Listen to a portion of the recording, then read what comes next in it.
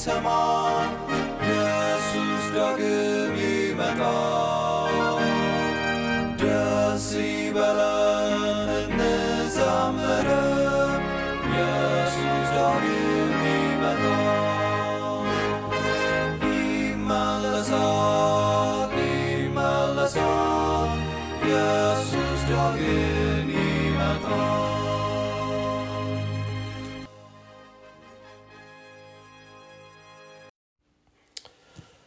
ሰላም ጤና ይስጥልኝ የተወደዳችሁ ወገኖች፣ የአስቴርን መጽሐፍ ዛሬ ክፍል 10 እንመለከታለን። ጌታ ረስቶን ልንጨርስ ሌሎች 2 ክፍለ ጊዜዎች ይቀሩናል።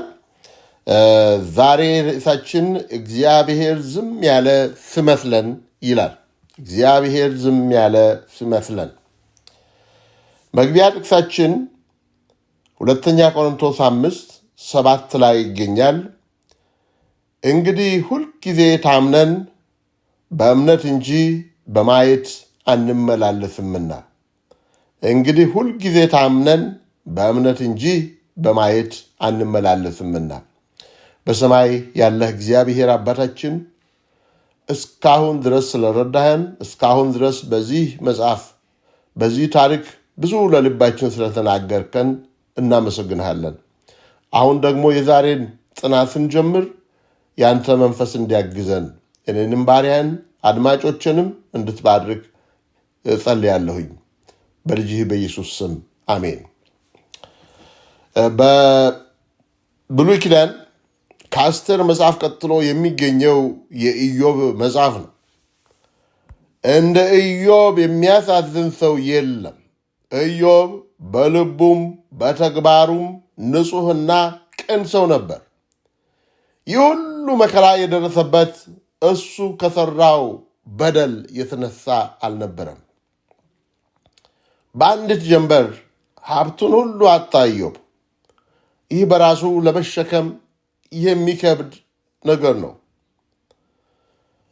በዚህ ብቻ አላቆመም። 10 ልጆቹን በሙሉ በአንድ ቀን አጣ። ይህም ለመስማት ጭምር የሚሰቀጥጥ ነው። ሀብት ይተካል፣ ልጅ ግን አይተካም። ሌላ ልጆች ቢወለዱ እንኳን የመጀመሪያዎቹን አይተኩም። ልጅ ተተኪ የለውም። ልጅ የተለየ ዩኒክ ነው። አንድ ሰው ልጅ ሙቶበት ሌላ ልጅ ቢወልድ የመጀመሪያውን ልጁን ይረሳል ማለት አይደለም። ወላጆች ሁለተኛ የተወለደውን ልጃቸውን ማስረሻ ብለው ይሰይማሉ። ብዙም ጊዜ መጀመሪያውን ያስረሳል በማለት ነው፣ ግን ውሸት ነው። ሁለተኛ ልጅ ቢወልዱም ለዘላለም ያን የሞተውን ልጃቸውን ወላጆች አይረሱም። የኢዮብ ችግር አሁንም አላበቃም። አካሉ በሙሉ በቁስል ተወረረ። ይህ ሁሉ ሲሆን እግዚአብሔር በዙፋኑ አለ፣ ግን ዝም አለ። ለምን? ወገኖች፣ እግዚአብሔር አዋቂ ነው። እግዚአብሔር አዋቂ ነው ከማለት አልፎ እኛ መልሱን ሙሉ በሙሉ አናውቅም። አንድ የምናውቀው ነገር ኢዮብ ከፈተናው በኋላ ስለ እግዚአብሔር ያለው ዕውቀት ማደጉን ነው። ኢዮብ ከቀድሞው የበለጠ ጠቢብና አዋቂ ሆነ ከፈተናው በኋላ። ያንን ነው የምናውቀው። እግዚአብሔር አይቸኩልም። በራሱ ጊዜ ነገርን ውብ አድርጎ ይሰራል። ስለዚህ አንድ መዝሙር አላለም? የመከራ ጉም በላይ ቢያንዣብብ አለና ኢየሱስ ፍጹም አታስብ። ቢመስልህ ጉዞው ፍጹም ተራራ ደጋፊ አለልህ ፍጹም አትፍራ። ተራመድ፣ በእምነት በርታ፣ ጉዞህን ቀጥል፣ ሕይወትህንም አድን። በጉም ወይም በድቅድቅ ጨለማ መራመድ ያስፈራል። ጊዜው በረዘመ ቁጥር ተስፋ ያስቆርጣል። እሁድ የስቃይ ጉም፣ ሰኞ የመከራ ጉም፣ ማክሰኞ ሌላ ጉም፣ ረቡዕ የምንወደው ቤተሰብ ሞት ይቀጥላል። ታዲያ በመከራ ጉም ውስጥ ሳንፈራ ማለፍ እንዴት እንችላለን? ኢዮብን ፈርቶ ነበር። እውነቱን ሞገድና ወጀብ በበዛበት ባህር ላይ በጨለማ እየተጓዙ ወደቡ በማይታይበት ሁኔታ እግዚአብሔር ዝም ባለበት መጓዝ ያስፈራል። ሐዋርያው በእምነት እንጂ በማየት አንመላለስም ብሏል። እግዚአብሔር በዙፋኑ ላይ ነው፣ በስራ ላይ ነው። የራሱ ጊዜ አለው። የአስቴርን ታሪክ ስናነብ እግዚአብሔር ዝም ያለባቸው ጊዜያት እንደነበሩ እንመለከታለን። ለምን እንደሆነ አናውቅም። ለምን በአስቴር መጽሐፍ ውስጥ እግዚአብሔር የሚል ስም አንድም አልተጠቀሰም። የአስቴር መጽሐፍ በአዲስ ኪዳን አልተጠቀሰም። ከዚህ የተነሳ እግዚአብሔር በአስቴር ታሪክ ውስጥ የለም ለማለት ልንፈተን አይገባም። ምንም እንኳን ስሙ ባይጠቀስ በተግባር እግዚአብሔር ታይቷል። በታሪኩ ውስጥ የእጁ አሻራ አለ። በአስቴር እና በመርዶክዮስ ሕይወት ውስጥ እግዚአብሔር ሲሰራ ታይቷል። በአስቴር እና በመርዶክዮስ ሕይወት ብቻ ሳይሆን በአረመኔው ንጉሥ በአርጤክስስ ሕይወትም የእግዚአብሔር እጅ ታይቷል። በክፉ ሰው በሐማ አድማ ውስጥ ጭምር የእግዚአብሔር እጅ ጣልቃ ገብቷል። ከተለመደው መንገድ ውጪ በአይን በራእይ ወይም በሕልም ሳይታይ እግዚአብሔር ስራውን ሰርቷል።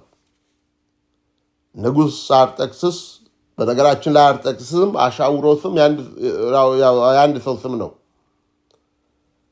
እንቅልፍ የከለከለው ለአስቴር በንጉሱ ዘንድ ሞገስ የሰጣት መርዶክዮስን ከመሰቀል አይሁዶቹን ከመጥፋት ያዳናቸው እግዚአብሔር ነው። አስቴር ምዕራፍ 3ን ስናነብ ንጉሡ ሐማንን ከፍ ከፍ ሲያደርገው ስሾመው እግዚአብሔር ዝም አለ። ተጠንቀቅ አታድርገው አላለም። ሐማ መጥፎ ሰው ነው ብሎ ንጉሡን አላስጠነቀቀው። ሐማ የአይሁዶች ጠላት እንደሆነ እያወቀ ሐማን ከፍ ከፍ ሲያደርገው እግዚአብሔር ዝም አለ። ከአይሁድ የተሰማ ድምፅ አልነበረም። በፐርሺያ ወይም ፋሪስ ማለት ነው የሚኖሩ አይሁዶችን እንዲገደሉ አዋጅ ወጣ። ወቅቱ ለአይሁዶች የጨለማ የጭጋግ የጉም ወቅት ነበረ። አዋጁ በማይሻረው በሜዶንና በፋሪስ ማኅተም ሲጸድቅ እግዚአብሔር ዝም አለ። ይህንስ አታረጉትም አላለም። የሞት አዋጅ በአገሪቱ ተሰራጨ። በአውሮፓ በሚኖሩ አይሁዶች ላይ በሂትለር ከታወጀው ሆሎኮስት ጋር አንድ ነበር። አይሁዶች ሊጨፈጨፉ ነበረ። እኛ በዚያ ዘመን የምንኖር አይሁዶች ብንሆን ምን እንል ነበር? እግዚአብሔር የታለ ሳንል አንቀርም። ለምንድን ነው ዝም ያልከው ሳንል አንቀርም። ወገኖቼ በዚያ የዝምታ ጊዜ ጭምር እግዚአብሔር ስራ ላይ ነው። እግዚአብሔር ስራ ላይ መሆኑን ካላመን ወይም ካላስታወስ እንፈራለን፣ እንጠራጠራለን፣ እናጉረመርማለን። የእስራኤል ልጆች በባርነት የቆዩት ከ400 ዓመታት በላይ ነበር። በዮሴፍና በሙሴ መካከል የ400 ዓመታት ልዩነት አለ። እነዚህ 400 ዓመታት የዝምታ ዓመታት ነበሩ። በአንደኛ ሳሙኤል ምዕራፍ 3 ቁጥር 1 ብላቴናው ሳሙኤል በኤሊ ፊት እግዚአብሔርን ያገለግል ነበር። በዚያ ዘመን የእግዚአብሔር ቃል ብርቅ ነበር፣ ራእይም አይገለጥም ነበር ይላል። ነቢዩ ዕንባቆም በዘመኑ በደልን፣ የፍትህ መጉደልን ይመለከት ነበር። አንድ ብቻ ሳይሆን በተደጋጋሚ ክፋት ሲያይል ተመለከተ። ይቆማል ብሎ ብጠብቅ የሚቆም ነገር የለም። እየባሰበት ሄደ። እግዚአብሔር ዝም ብሎ የሚያየው ለምንድን ነው ብሎ ማሰብ ጀመረ። ዕንባቆም 1:2 እንደገና 4 ስትናነብ አቤቱ እኔ ስጮህ የማትሰማው እስከ መቼ ነው ይላል ዕንባቆም። እስከ መቼ ነው?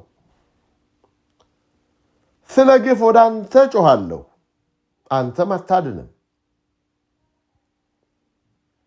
ስለዚህ ሕግ ላልቷል፣ ፍርድም ድል ነስቶ አይወጣም። ኃጢአተኛ ጻድቅን ይከባል፣ ስለዚህ ፍርድ ጠማማ ሆኖ ይወጣል። እስከ መቼ ነው እኔ ስጮህ አንተ ዝም የምትለው ይላል ዕንባቆም። አንዳንደኛም እንላለን። በትንቢተ ሚልክያስ እስከ ጌታ ኢየሱስ መወለድ ድረስ ለ400 ዓመታት የዝምታ ዓመታት ነበሩ። እግዚአብሔር በዝምታ ዓመታትም ስራ ላይ ነው። አሁን እግዚአብሔር ዝም ስል ያማል። በጨለማና በጭጋግ ውስጥ ያለ ሰው ልታገስ አይችልም። ያነ በጨለማ ውስጥ የእምነት ጆሮች ያስፈልጋሉ። በዝምታ ውስጥ እግዚአብሔር ይሰራል።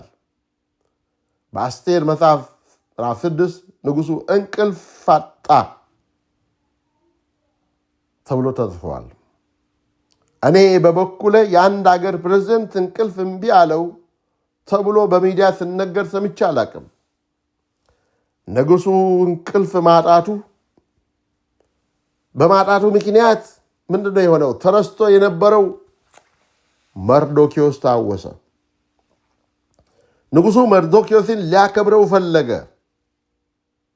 ሐማን ደግሞ መርዶክዮስን ለመስቀል ያወጣውን ዕቅድ እንዲያጸድቅለት ፈልጎ በጠዋቱ ከች ብሏል። አንድን ሰው ንጉሡ ወዶታል። ያንን ሰው ሊያከብረው ፈልጓል። ለዚያ ምን ብደረግለት ይሻላል ትላለህ አለው ንጉሡ። ሐማ ቆንጆ ዕቅድ ነው አለ። የእግዚአብሔር ዕቅድ ምን እንደሆነ ያቅም። ንጉሡ እሱን ሊያከብረው የፈለገ መስሎታል። ሳይፈልገው እየመረረው መርዶክዮስን በፈረስ ላይ አስቀምጦ ታላቅነቱን በሱሳ ከተማ እየለፈፈ ዋለ። ይህ የሆነው በአጋጣሚ ወይም በዕድል አይደለም፣ እግዚአብሔር ነው። አስቴር ምዕራፍ 7 ቁጥር 1 እና 2 ንጉሡና ሐማም ንጉሡና ሐማ ከንግሥቱ ከአስቴር ጋር ለመጠጣት ወጡ። በሁለተኛውም ቀን ንጉሡ በወይኑ ጠጅ ግብዣ ሳለ አስቴርን ንግሥት አስቴር ሆይ የምትለምኙ ምንድን ነው? ይሰጥሻል። የምትሺው ምንድን ነው? እስከ መንግሥተ እኩሌታ ቢሆን ይደረግልሻል አላት። ንጉሡ አስቴርን የምትለምኙ ምንድን ነው ስላት አሁን 3ኛ ጊዜው ነው። ለመጀመሪያ ጊዜ ገብታ ዘንጉን በዘረገላት ጊዜ የምትፈልጊው ምንድን ነው? እስከ መንግሥተ እኩሌታ ይሰጥሻል ብለዋል። እንደገና ከሐማን ጋር ወደ ድግሱ ተጋብዞ እያሉ በመጀመሪያው ድግስ ጊዜም አሁንም የምትፈልጊው ነገር ምንድን ነው? እስከ መንግሥተ እኩሌታ ሰጥሻለሁ ብሏታል። አሁን ደግሞ ለድግሱ ተመልሰው በመጡ ጊዜ ምን ይደረግልሻል? ምን እንድደረግልሽ ትፈልጊያለሽ? ብሏታል። አስቴር መቼ መናገር እንደሚገባት፣ መቼ ዝም ማለት እንደሚገባት የምታውቅ ሴት ነበረች። ለመናገር ለመስማት ይሁን ዝም ለማለት ጊዜ አለው። ሰምቶ አስቦ አቅዶ መናገር ይጠቅማል። አስቴር እስከዚያ ቀን ድረስ አይሁዳዊት መሆኗን እንኳን ለንጉሡ ተናግራ አታውቅም። ንጉሡ ሰለሞን ለሁሉም ጊዜ አለው፣ ከሰማይ በታች ለሆነ ነገር ሁሉ ጊዜ አለው ብሏል። እና ያ ብቻ ሳይሆን ዝም ለማለት ጊዜ አለው፣ ለመናገርም ጊዜ አለው ብሏል። መክብብ 7:3 ላይ ዝም ለማለትም ጊዜ አለው፣ ለመናገርም ጊዜ አለው ብሏል። አስቴር ዝምታን የመረጠችበት ጊዜ ነበረ፣ ግን የግድ መናገር አለባት። አሁን የልቧ አመታት እንደጨመረ ገምታለሁ። አስቴር እንዲህ አለች። አስቴር 7:3-4 ንጉሥ ሆይ በአንተ ዘንድ ሞገስ አግኝቼ እንደሆነ ንጉሡንም ደስ ቢያሰኘው ሕይወቴ በልመናዬ ሕዝብን በመሻቴ ይሰጠኝ። እኔና ሕዝቤ ለመጥፋት፣ ለመገደል፣ ለመደምሰስም ተሽጠናል። ባሪያዎች ልንሆን ተሽጠናል። ባሪያዎች ልንሆን ተሽጠን ቢሆን ዝም ባልኩ ነበር ነው ያለች። ባሪያዎች ልንሆን ተሽጠን ቢሆን ዝም ባልኩ፣ የሆነ ሆኖ ጠላቱ የንጉሡን ጉዳት ለማቅናት ባልቻለ ነበር አለች። ሴቶች ብልሆች ናቸው። ንጉሡ በብዙ ሺዎች የሚቆጠሩ አይሁዶች ቢያልቁ ግድ የለውም፣ የንጉሡን ሕግ አይጠብቁም የሚለው የሐማንን ክስ አሜን ብሎ ተቀብሏል። ነገር ግን አሁን እኔና ሕዝቤ ያቺ ውብ ምስቱ፣ ተወዳጅ ታማኝ ምስቱ መነካት የለባትም። እሷን መንካት ማለት እሱን ጭምር መንካት እንደሆነ ያምናል። ስለዚህ አስቴር እኔና ሕዝቤ ለመገደል፣ ለመደምሰስ ተሽጠናል አለች። እንዲህ አይነት ዕቅድ የወጣው ንጉሡን ጭምር ለመጉዳት ታስቦ ነው። የተወሰነብን ባሪያ ሆኖ መሸጥ ቢሆን በደስታ በተቀበልን ነበር። ነገር ግን ጨርሶ ከምድር ገጽ እንድንጠፋ ተወስኖብናል አለችው። አስቴር ምዕራፍ 7:5 ንጉሡም አርጤክስስ ንግሥቲቱ አስቴርን ይህን ያደርግ ዘንድ በልቡ የደፈረ ማን ነው? እሱስ ወዴት ነው ብሎ ተናገራት። የንጉሡ ጥያቄ ይገርማል። ማን ነው?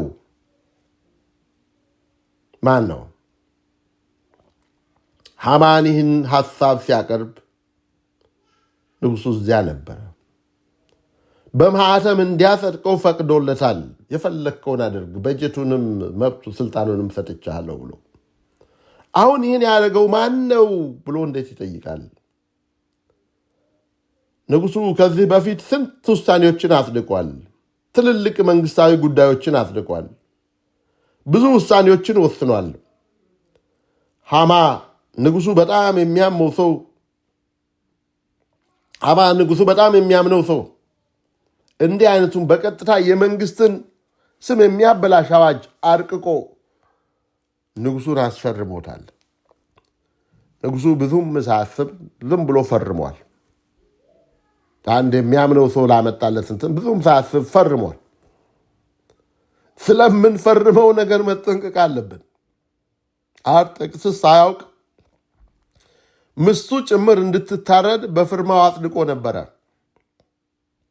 ይህንን ያደረገው ሐማን ስለሚያምነው ነው። ከዚያ ነገሮች በቅጽበት ተለወጡ። በዚህ ምድር ሁኔታዎች አይለወጡም።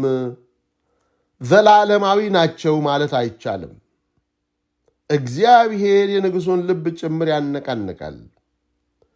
ውሳኔውን መልሶ እንዲያስብ ያደርገዋል። የመንግሥታትን ውሳኔ ይለውጣል። እግዚአብሔር የብረትን መጋረጃ ይሰረትራል። የትዕቢተኛን ልብ ይለውጣል። የነገሥታትን፣ የፕሬዝደንቶችን፣ የጠቅላይ ሚኒስትሮችን ውሳኔ እግዚአብሔር ይሽራል። በሜዶንና በፋሪስ ማኅተም ታትሟል አበቃ የሚባል ነገር የለም። እግዚአብሔር ይሽራል። ከፈለገ እሱ የማያፈርሰው ግድግዳ የለም። የሚታይ ይሁን በዓይን የማይታይ እሱ የታሰበውን ቀርቶ የተወረወረውንም ያከሽፋል። አስቴር ቀኗ መጣ።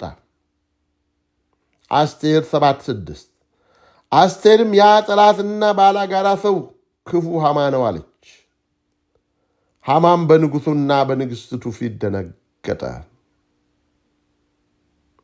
አስቴር በኃይልና በድፍረት ተሞልታ ያ ሰው ጠላታችን፣ ያ ክፉ ሐማ አለች። ሐማ የንጉሡ ከዳተኛ የአይሁድ ጠላትና ክፉ ሰው መሆኑን ተናገረች። ሐማን ድንጋጤ ወረረው። ንጉሡ የአስቴርን ዜግነት አወቀ። የንግሥቲቱ ሕይወት አደጋ ውስጥ መክተት ንጉሡን ጭምር መጉዳት ነው። ቀኑ ለሐማ ጥሩ ቀን አልነበረም። ቀኑ ሙሉ ከዚያ በፊት መርዶክዮስን ፈረስ ላይ ያስቀምጦት ታላቅነቱን ሲለፍፍ ውሏል። አሁን ደግሞ ንግሥቲቱ በንጉሡ ዘንድ ከሰዋለች። ሐማ ፈርቷል፣ ደንግጧል። እኛ ፍትህ ፈላጊዎች ደግሞ ደስ ብሎናል። ደስ አላላችሁም? ይህን ታሪክ ሲሰሙ ፍትህ ፈላጊዎቹ ደስ ብሎናል። እየሳቅን ነው። ሆነ እየሳቅኩ ነው። እናንተስ? እኛ ክፉ እንዲቀጣ መልካም እንዲሾም እንዲሸለም እንፈልጋለን። ያ ነው እዚህ የሆነ ያለ።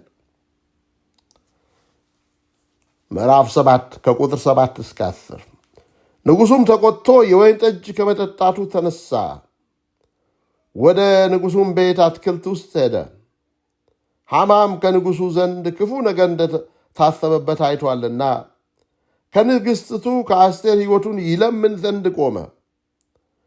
ንጉሡም ከቤቱ አትክልት ወደ ወይን ጠጁ ግብዣ ስፍራ ተመለሰ። ሐማም አስቴር ባለችበት አልጋ ላይ ወድቆ ነበረ። ንጉሡም ደግሞ በቤቴ በእኔ ፊት ንግሥቲቱን ይጋፋታልን አለ። ይህ ቃል ካፉ ከንጉሡ አፍ በወጣ ጊዜ የሐማን ፊት ሸፈኑት። በንጉሡም ፊት ካሉት ጀንደረቦች አንዱ እነሆ ሐማ ለንጉሡ በጎ ለተናገረው ለመርዶክ ያዘጋጀው ርዝመቱ 50 ክንድ የሆነ ግንድ በሐማ ቤት ተተክሏል ነው። ንጉሡም በእሱ ላይ ወስዳችሁ ስቀሉት። ሐማም ለመርዶክዮስ ባዘጋጀው ግንድ ላይ ሰቀሉት። ደህና ሁን ሐማ፣ ከነተንኮል ሂድ። በዚያን ጊዜ የንጉሡ ቁጣ በረደ። ዝም ብሎ የቆየ ሰው ሐሳብ ሲሰጥ ዝምታውን ሰበረ ይባላል። እግዚአብሔር ዝምታውን ሰበረ። ስራው አሁን በተግባር ታየ። እግዚአብሔር ጣልቃ ገባ። እግዚአብሔር ዝም አለ ማለት የለም ማለት አይደለም። ስራ አቁሟል፣ ረስቷል ወይም ትቷል ማለት አይደለም። ዝምታው ምክንያት አለው። እግዚአብሔር ዝም ያለ ሲመስለን ብዙ ሊያስጠብቀን ወይም ብዙ ሲያስጠብቀን በማየት ሳይሆን በእምነት እንመላለሳለን። እግዚአብሔር ዝም ያለ ሲመስለን በእምነት በማየት ሳይሆን ብዙ ጠብቁ ስለን ምንም ባናይም በእምነት እንመላለሳለን። ያነ ወደ ቃሉ እንሩጥ፣ በጉልበታችን እንንበርከክ፣ ከሌሎች ከበሰሉ ክርስቲያኖች ምክር እንጠይቅ። ህይወት የጸሎት ህይወት ይሁን። ያን ለጌታ ንገረው። ጌታ ሆይ ፈርቻለሁ፣ እጄን ያዘኝ በለው። እኔን ለመርዳት ፍጠን በለው። ሌላ ምንም አማራጭ የለም። ጌታ ይባርካችሁ። አሁን ቀጥሎ ስለ ሐማን ምናነሳ አይመስለኝም። ሐማ እንዲሰቀል ተወስኗል፣ አብቅቷል። እንግዲህ ሌሎች 2 ክፍለ ጊዜዎች ይቀሩኛል። ጌታ በእነዚህ ጊዜያት የሚያስተምረን ይኖራል። ጌታ ይባርካችሁ። በሰማይ ያለ ቅዱስ እግዚአብሔር አባታችን ድንቅና ተአምር የምትሰራ ሐሳብህ የማይከለከል አምላክ፣ ሁሉም በእጅ ሁሉ በደጅ የሆነ ጌታ ተመስገን። አንዳንድ ጊዜ ደካሞች ስለሆን አንተ ዝም ያልክ ይመስለናል። ልባችን ይፈራል፣ ይደነግጣል፣ ነገሮች ይጨልሙብናል። ያኔ በማየት ሳይሆን በእምነት እንድንመላለስ እርዳን አባት ሆይ። ካንተ ጋር የበለጠ እንድንጣበቅ፣ ከቃልህ ጋር የበለጠ እንድንጣበቅ፣ መንበርከክን እንድንማር እርዳን። ምንም እንኳን እኛ ባይገባን አንተ አዋቂ እንደሆንክ ጠቢብ እንደሆንክ እንድናውቅና እንድንደገፍብህ እርዳን። ስለዚህ ጊዜ ተመስገን። በልጅ በኢየሱስ ስም አሜን።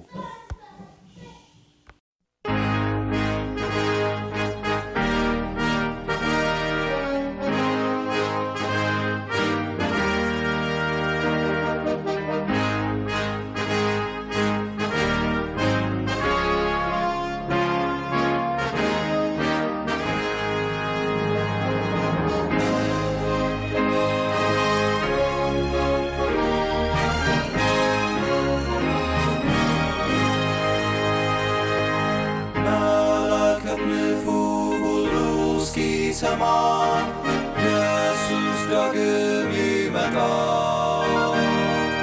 ደስ ይበለን እንዘምር፣ ኢየሱስ ዳግም ይመጣል።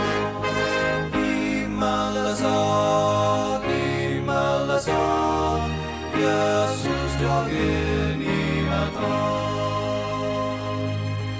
ተራሮቹ ኢየሱስ ዳግም ይመጣል። ኢየሱስ ይመጣል በክብር ዙፋን። ኢየሱስ ዳግም ይመጣል። ይመለሳል ይመለሳል፣ ኢየሱስ ዳግም ይመጣል። ፍጥረቱ ሁሉ ይናገረናል፣ ኢየሱስ ዳግም ይመጣል። እስከ ባህር ዳር ሁሉ ያየዋል፣ ኢየሱስ ዳግም ይመጣል። ይመለሳል ይመለሳል፣ ኢየሱስ ዳግም ይመጣል። የምድር መናወጥ ለሰዎች ይላል፣ ኢየሱስ ዳግም ይመጣል። አውሎ ነፋስም ያስታውቀናል፣ ኢየሱስ ዳግም ይመጣል። ይመለሳል ይመለሳል፣ ኢየሱስ ዳግም ይመጣል። ሕዝብም ይቆጣል፣ በዚህ ይታወቃል፣ ኢየሱስ ዳግም